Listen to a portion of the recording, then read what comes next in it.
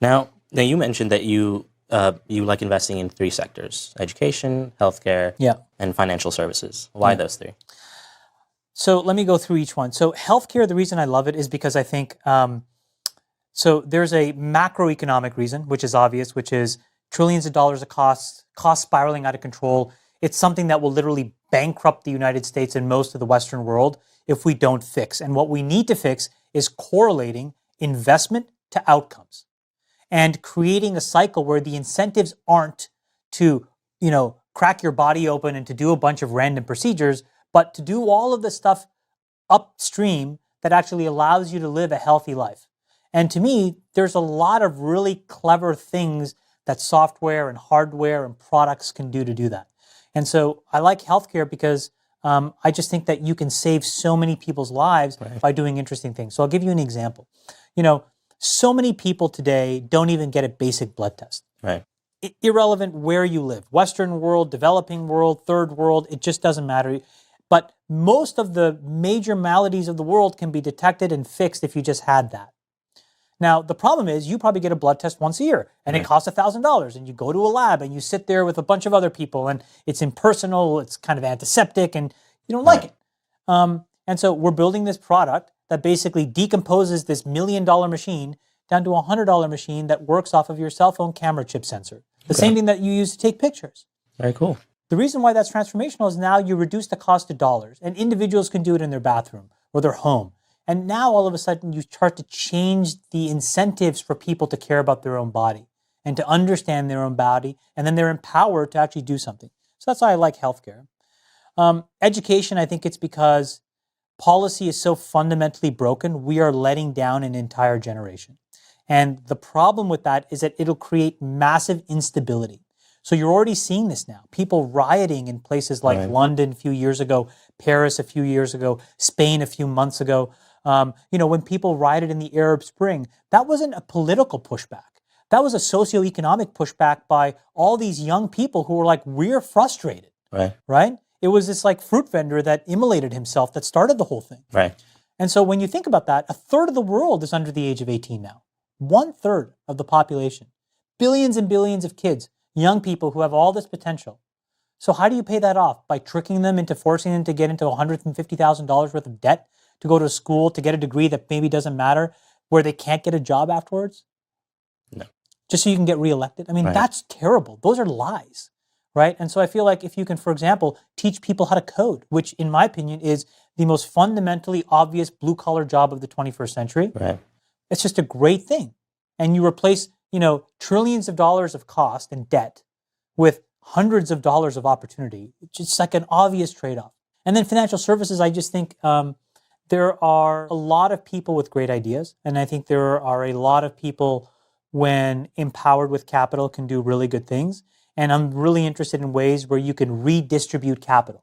And I think right now capital has been aggregated by a lot of these monolithic institutions that aren't trusted for a whole host of reasons. I think some are valid, probably some are not as valid, but in general, what's happened is a very risk-averse culture by people who control the lubricant that's necessary for economies to develop. And so if you can develop these alternative capital flows and marketplaces and systems that create liquidity for individuals, you give them the chance to now build these businesses and do what they think they should do, invest in the things that they believe are worth investing in. And I think, again, in general, individuals are better decision makers than these small groups of people that kind of live in ivory towers. Okay. It's very cool. What do you, when you're looking for these companies that, do what reflects your ideals, what do you look for in a founder? Like, what qualities make a good leader? And like, how do you know that this person can make it? Yeah, this is like a really interesting question. So I think a lot of people have these frameworks that they use and very rigidly live within these frameworks. The founder has to be technical. Right. Or the founder has to be between this age and that age. Or the founder is generally of this gender. Or the founder has to have gone to these schools. Or the founder, and so you develop all of these rules mostly based on the historic look back of what's worked before. Right. And what I think that basically eliminates is this idea that most people have the ability to be brilliant at something. And for me, what I'm really trying to figure out is whether they have the right characteristics that allow them to be malleable enough to seize an opportunity. Because, in the world of startups, in my opinion, there's as much, if not more, luck than there is skill. Timing, the right technology decisions at the right time, a few critical hires at the right time, a few critical features at the right time. And frankly, you can have a substandard group of people get those things right and beat what is on paper a tremendously better group of people, right, who didn't make those decisions. Right.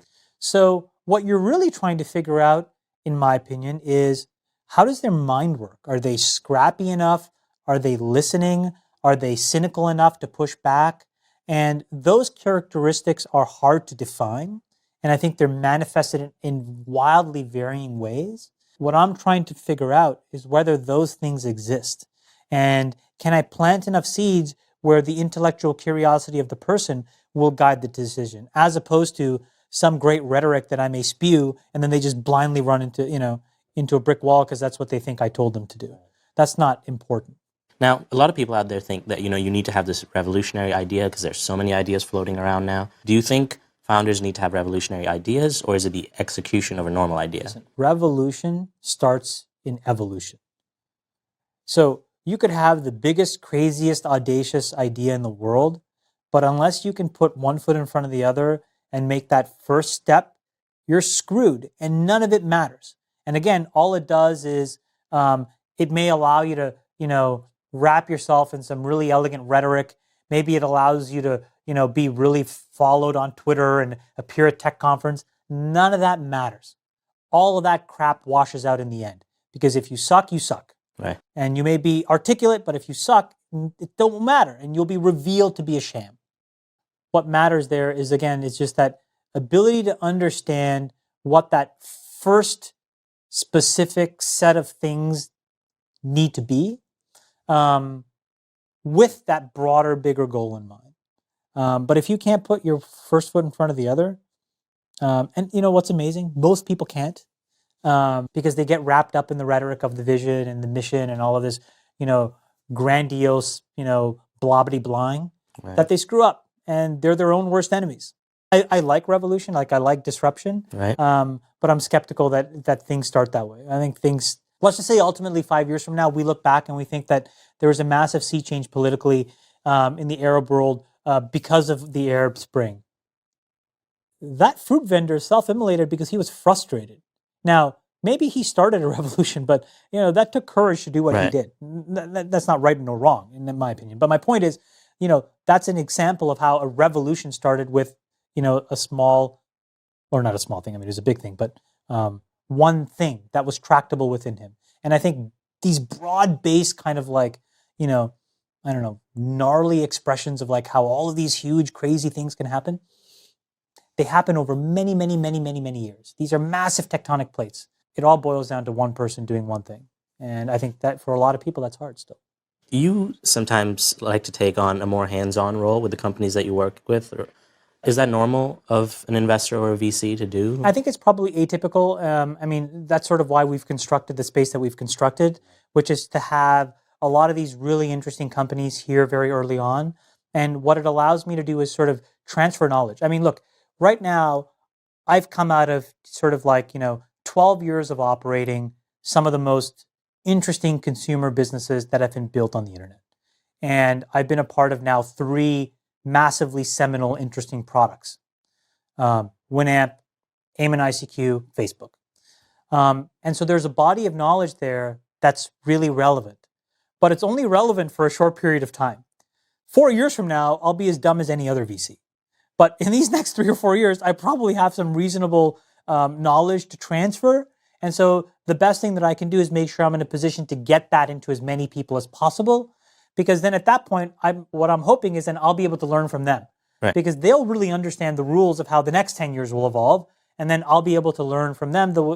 And they'll feel, a sense of not necessarily obligation, but like, that maybe hopefully a little bit of, gratitude combined with a little bit of, pity and then they'll want to sort of, teach me. Right. So Now, how should someone approach you as an investor or VC? And I mean, you don't have to possibly talk about specifics on how you find companies that you work with, but in general, if someone has an idea and is down the road with a startup and is looking for a VC, what do you think is the best way to approach? I mean, this is unfortunately the standard corporate response that every VC gives you, and I don't really have a better one. But the way that this culture works, in many ways sort of similar to how American Idol works, for better or for worse, which is there's all of these intermediate levels of selection and filtering that happens. So, for example, somebody that knows somebody that knows somebody that knows somebody that knows me, or any other VC. And typically what happens, it goes through this chain and people ask this question, hey, does it pass my sniff test? And if it does, they pass it to the next guy because they want the next guy to not look at him and say, why did you send me this thing? Right. So it's like, if your idea is for like, chocolate covered dog biscuits, you're not probably going to go and try to pitch that to Klein or Sequoia. And so somewhere along the chain, someone's going to say, you know what, there's a more appropriate avenue of capital for chocolate covered dog biscuits. Now, if those chocolate covered dog biscuits had some sort of like, biosensor built into it so that you can now map the intestinal tract of the dog and like, prevent parvo and 9 other diseases, maybe, right? And so there's all of this filtering that happens. And so by the time that it gets to these guys, it's at a point where they can make relatively straightforward decisions. And so that's typically how it happens is, somebody who knows somebody who knows a VC, and it kind of goes through that cycle. That being said, there are still many, many people who, in my opinion, should have access to capital to pursue their ideas and don't. And that's why I think there's some amazing things that are happening right now, again, in this sort of financial services ecosystem that is, in my opinion, transformational for capitalism and capitalism by individual, entrepreneurs. So specifically, a company that I think is doing amazing things, AngelList, right? So, you could be in, some small little town somewhere, and it could be you and 3 people who just have a really great technical idea.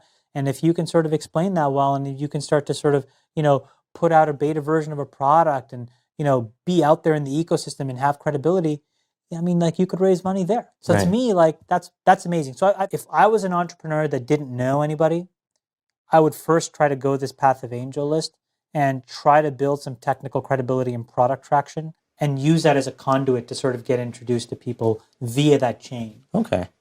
Now, this is a pretty long question. So